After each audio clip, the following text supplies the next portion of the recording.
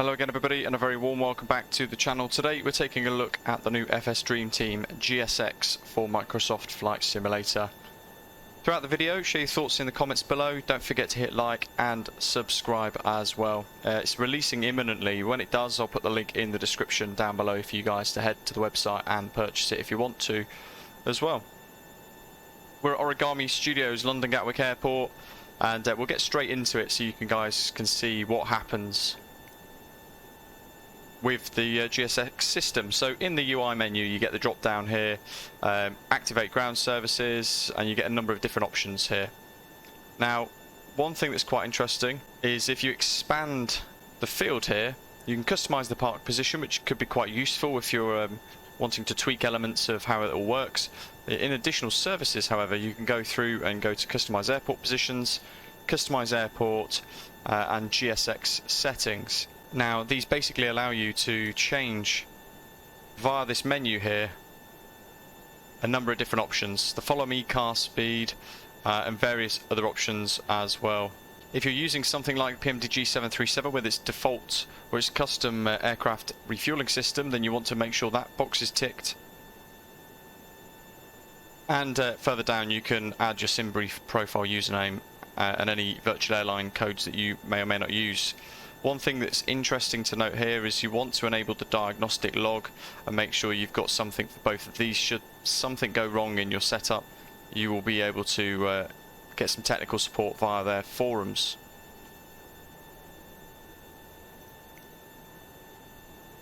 So, let's request boarding. Boarding requested. You get pop-ups on the top left of the screen, handling by Menzies. It's automatically decided Menzies will be our handling agent for Osprey Airways here at Gatwick. And for those of you who fly with VAs, it will automatically assign virtual airlines to it for you, and it will decide what handling agent will be relevant at random.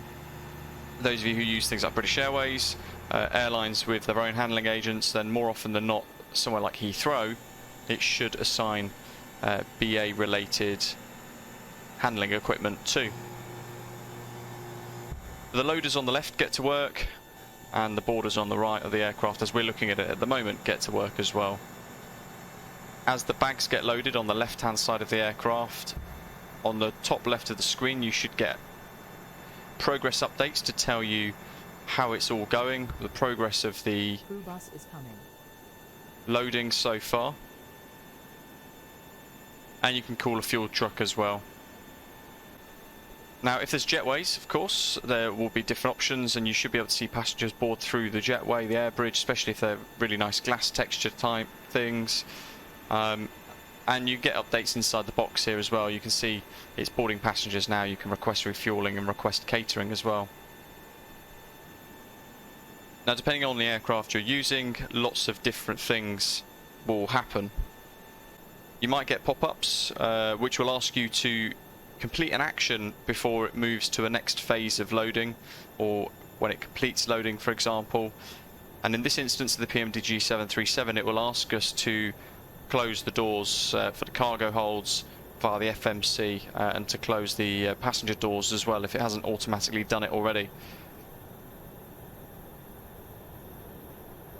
You can get de-icers to go and assist with de-icing the aircraft to winter ops, but it's a visual only effect, worth noting at the moment. They're hoping in the future they might be able to turn it into a genuine de-icing effect. VGS, but also marshallers are a thing in GSX, and over the next couple of weeks, videos, live streams, we will get to enjoy those. And apparently it's all fully customizable with follow me cars as well, giving that full GSX experience.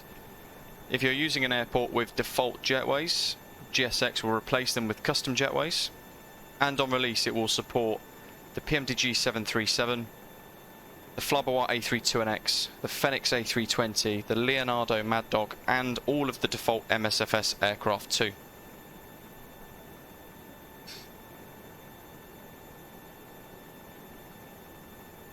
Pilots are boarded. We've got the pop-up at the top left there, so as we heard, we're getting told now that the crew are on the way.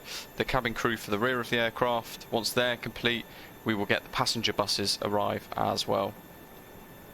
There's a lot going on here, and all the while we can configure the aircraft ready for the journey ahead as well. Wherever you're going to be flying, you can get everything set up in the FMC.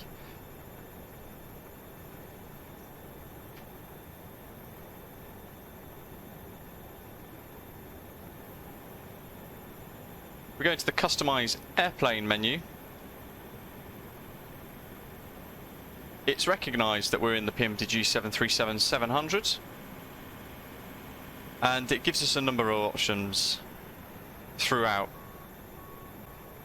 If you're flying a cargo aircraft, you can tick the box there, and it will change the boarding noises. You can ask for pushback raise, so if we tick this box here and we click save, it will raise the nose wheel ever so slightly for pushback. In this instance, this aircraft, we don't need to worry about that. And if we're going to start engines before pushback for whatever reason, we can click this box here, and it will ask us prior to pushback if we want to start one of the engines. And again, as it shows in the pop-up there, if you've got an aircraft without an APU, then that could be particularly useful. We can click the relevant fields here, so passenger door 2, it shows there's no door at this position. Same with 3, and then at 4, door with custom open close checks. There's a whole load of options here as well for you to configure it all. We can embed stairs if we want to, we're customizing 3D editors, but most of this should just be left as it is, unless you want to make particular tweaks. Now, with doors 1 left on the 737, we could select air stairs. We do have them installed on this particular aircraft for Osprey, so we can click the box as well, and we can customize it in the 3D editor to work out everything else. And all the while we've had a look at that, the passenger bus has arrived. So from the manual, how I understand it is it allows up to, I think, about 90 passengers per coach, so it will require a second coach to arrive with another second, like a second journey. But again, you can change that in that pop-up settings, the main sort of settings page that we had a look at the beginning of the video, and you can basically remove the need for the coach to make multiple journeys, and thus it would only appear the one time for boarding.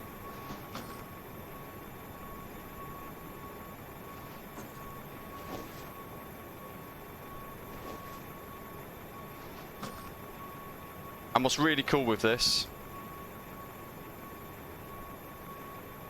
is the fact that we can see the passengers going onto the aircraft, inside the aeroplane, turning right into the cabin. So what this does is it offers us a whole new level of immersion, which is something we've never been able to enjoy in MSFS up to now. So at this point onwards, the sim, with aircraft like the PMDG 737, the Fenix A320 and all the others, the Aerosoft CRJ is a good example, the sim's really starting to come into its own. While this is all going on aircraft left, we can swivel the drone camera around to the other side of the aircraft, have a look at the cargo loading progress.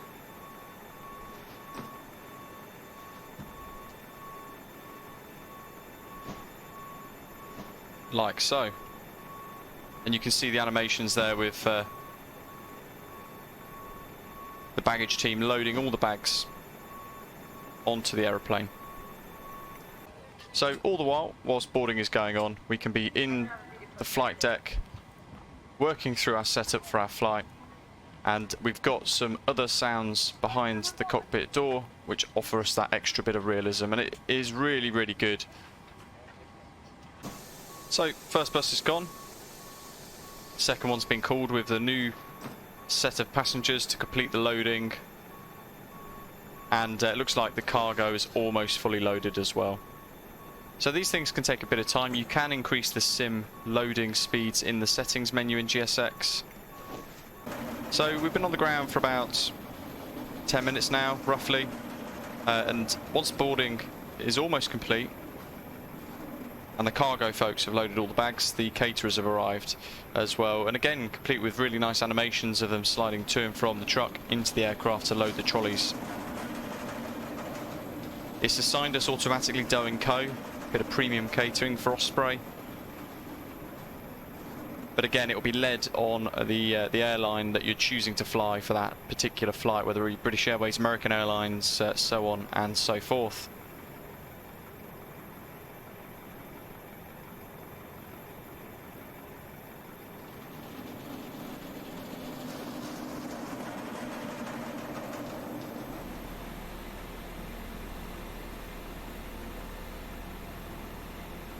Once complete, all of the ground equipment will vacate away from the aeroplane, and it's down to us to then think about pushback. At this point on the GSX menu, we can press prepare for pushback. We'll get some nice animations for the pushback, with the ground handling agent inserting the ground bypass pin. Right, so we're ready for pushback, but we get a number of options once the tug's in position and it's all set up with the ground pin in place.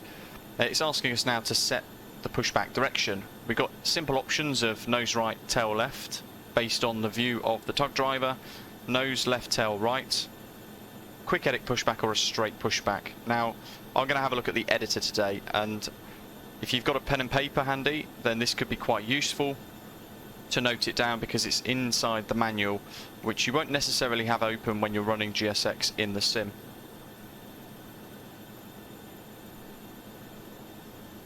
So just going to drag this to the bottom right, and we're going to hit continue pushback, and we're going to press quick edit pushback. It opens up the editor at this point. Now we've got the tape showing us where the nose wheel is roughly. We've got the red line extending out to the final position of the aircraft, which is in that building zone. It's not where we want it to be, so let's move it. We're going to press and hold shift, and that's going to speed up our movements for the green airplane icon on the top right of your screens. So we're going to press the up arrow on your keyboard to move it in towards the center line of the aeroplane. We can press left or right on the keys on our keyboard, the arrows, to move it to another position, and you can see the green dots from the underneath the belly of the aeroplane extending out to that final position there behind the aircraft, and that is roughly the route that the pushback tug operator will take. To rotate the final position, what we want to do is press either F7 or F8, and that is going to rotate in 15-degree increments, and it's going to be a lot quicker. If you want to make smaller adjustments, then you can use the numpad 1 and 3, and that will make much smaller increment adjustments there. And then we can just reposition the aeroplane to where we want it. Somewhere like that could be quite nice. When we're done, exiting from editing mode, we press enter. Release parking brakes. Okay, anti-collision lights are on. It's asked us to release the parking brakes, so we're going to do that now. Release parking brakes. Release the parking brakes. Remove the chocks. Commencing push. All engines clear. Start at will. So it's giving us a left and a right engine clearance, and we can start engine 2. Or depending on the aircraft you're using, you can go ahead and start the engines as required.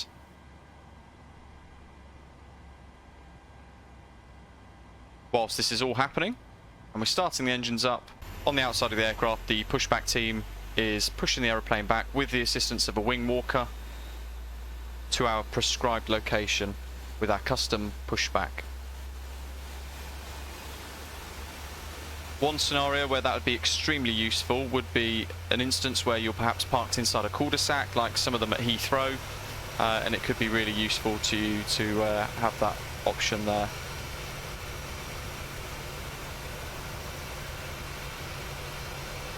Whilst we're starting the engines, the pushback team, with the assistance of the wing walker on the right there, is guiding the aeroplane back to that position that we've set using the visual editor for the pushback custom editor menu.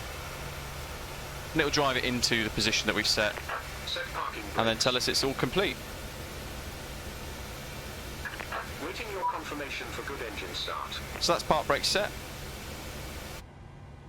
And then we can go ahead and make sure that we've started the remainder of the engines on board the aeroplane before we go back to the GSX menu to confirm that both engines are both started. One of the other options for pushback then is pushback nose left or right. So once we've edited something, it will remember it in the memory. As we can see here under use autosave quick edit pushback, we can create a new one using option 4, and again we have the other options. In this instance, we're going to want to, as a bit of a demonstration, push the nose to the right and the tail to the left. Let's click that and watch what happens. Release parking brakes, please. Commencing push. All engines are clear. Start at will. And the tug's going to start to move back and provide us with a wing walker as well. In the meantime, as before, we can go ahead and begin our engine starts.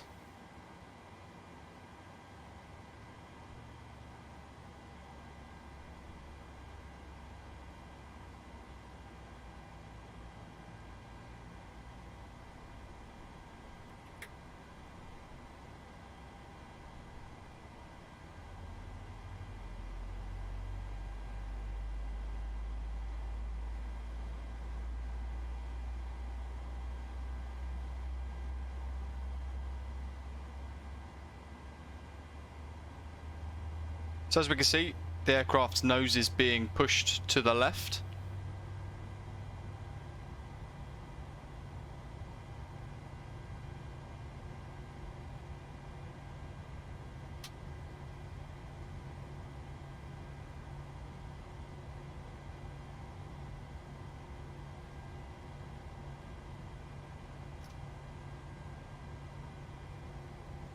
And once pushback's complete on the centre line, it's a really good way of doing it. It's nice, simple left or right options here.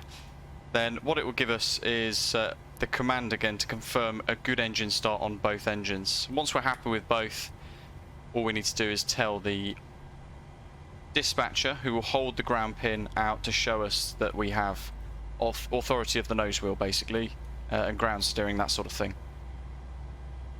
Please set parking brakes. There we are. So park brake set. Waiting your confirmation for a good engine start.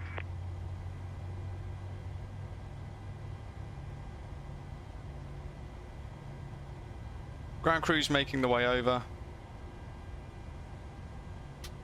and they will hold position for us basically pending the good engine start, like so. We can hear them both click into position, and we can say that actually we've got a good engine start. Ground. We have a good engine start. You can disconnect. So let's watch what happens. Having confirmed the engine start's good, the tug will be released, and the dispatcher will retrieve the ground bypass pin from the nose wheel bay.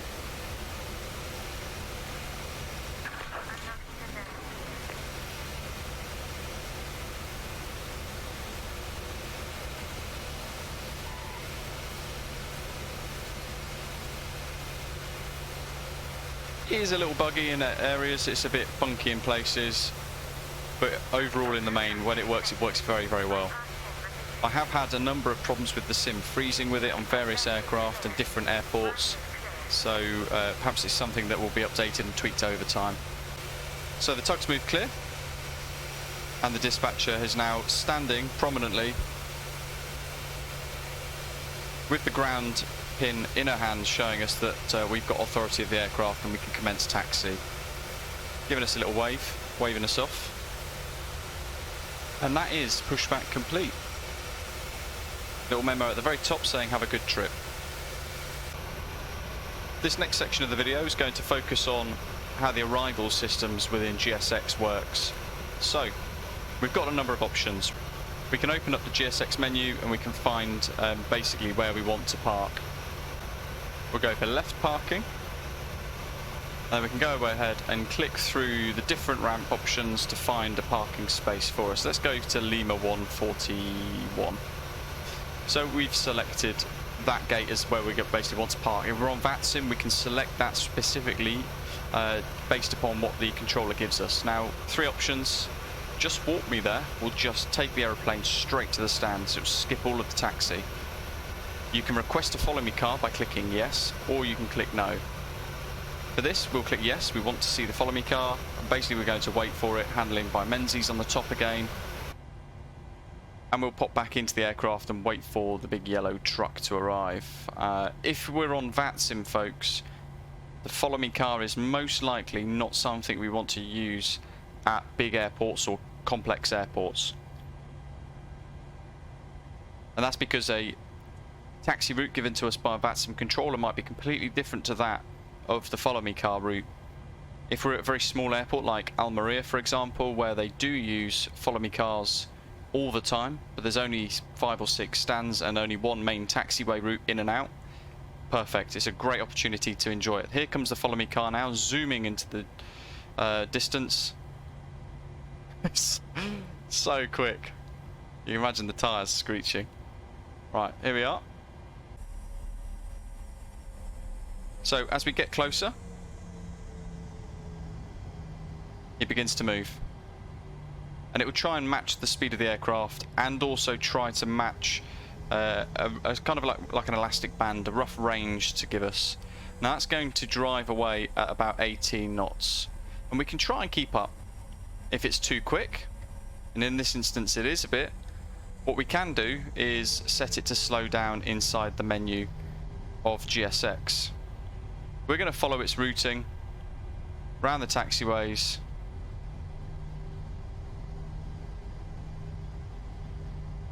Keeping an eye on where it's going basically as it's giving us our routing.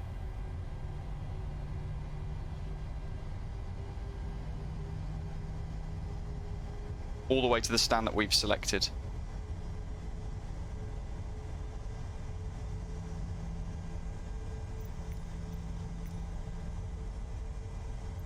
Now in GSX settings, we can drop the follow me car speed down to say 12 knots and we'll hit apply.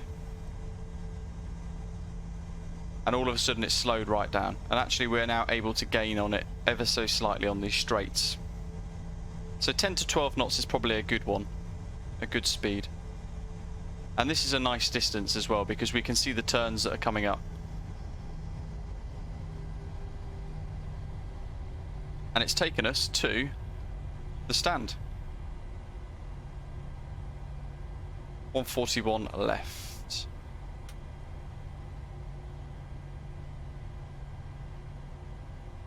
So around we go, and now we can see a marshaller in position ready to receive us. And we're going to try and follow their directions. So international standards for marshalling, indicating us to turn left more. And now it's indicating us for us to go straight. We'll see how accurate this is. Wanting us to go right.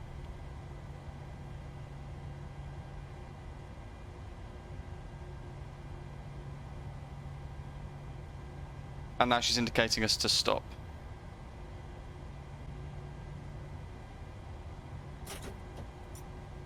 That's an indication for engine cut. And there we have it. Nice and easy. Little bow at the end. Now you can see in this instance, actually the marshaller wasn't particularly helpful or accurate. The stop bars are all the way over here. And that's something you can edit inside the 3D editor within the GSX settings.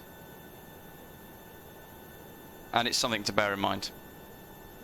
But that's it, folks. What we can do now is think about deboarding the aircraft. So we can trigger GSX and we can request deboarding once more. I'd say a whistle stop tour, but it's quite a long video really because there's a lot to GSX. If you're having issues with installation like I did, then look at your firewall settings, look at your antivirus settings, and try uninstalling GSX entirely, restarting your computer and reinstalling it. Make sure you've got your vdistributables and things like that all installed correctly and up to date. If you get problems with GSX whilst you're using it in the sim, all you need to do is head to your system tray and restart the QATL folder or file inside the system tray. You right click it, click restart, and then you will be able to, after a couple of minutes while it reloads the cache, click back in and continue where you left off ideally. Hope you found the GSX video useful today. Share your thoughts in the comments below, your tips and tricks perhaps using GSX but specific to various different aircraft in the sim. And if you're experiencing some problems and you found a fix, then do share it with the community as well. In the meantime, as always, thank you very much for watching. Make sure you hit like, and subscribe down below. Share your thoughts in the comments below, and I hope to see you very soon for a live stream in the very near future. Take care. I'll see you soon.